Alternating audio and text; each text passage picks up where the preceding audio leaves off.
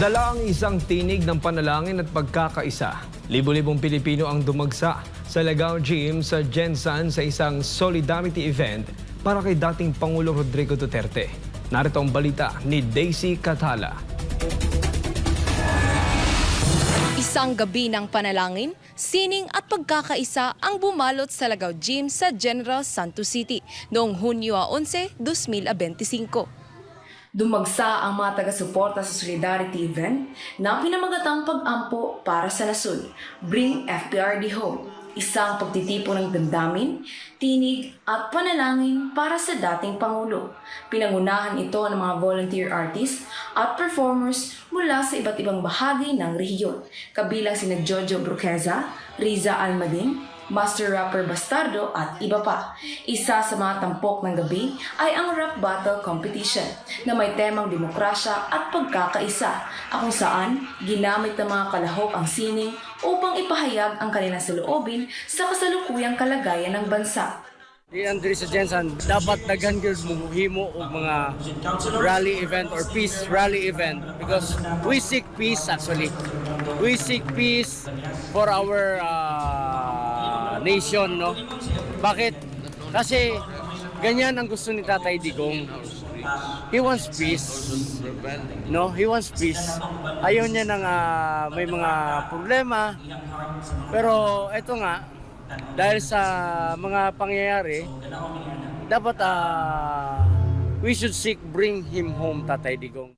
Si Tatay Digong kanang dulot man gud yang pagkawala.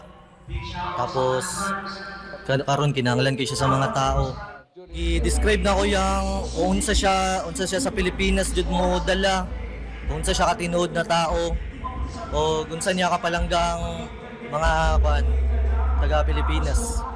Para sa maraming dumalo, hindi lang ito basta pagtitipon, kundi isang simbolo ng kolektibong panalangin at pag-asa. Narinig sa bawat kanta, talumpati at panalangin ang paninindigan ng komunidad. Isang tahimik, ngunit matibay na panawagan para sa isang leader na tinuturing nilang ama ng bayan. Grabe yung support na nila for the former president at saka with the current situation kasi ng president, maaawa ka talaga. Una is the bravery. Yung courage kasi niya towards the Filipino people is yung eagerness niya towards change sa mga nakasanayan natin na mga rules at saka rules and regulations and sa mga tulong na sa mga naging programa niya sa Philippines.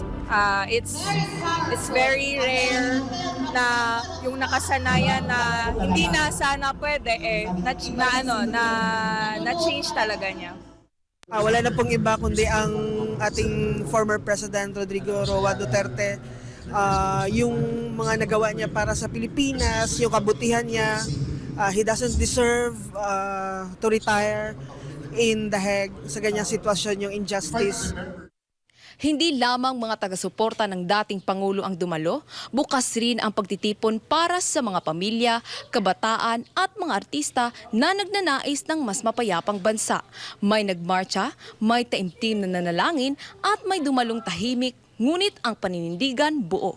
Ang kanilang mensahe, Bring FPRD Home. Mula rito sa General Santos City, Daisy Catala, ang News Citizen correspondent, nag-uulat. Para sa Diyos at sa Pilipinas kong mahal.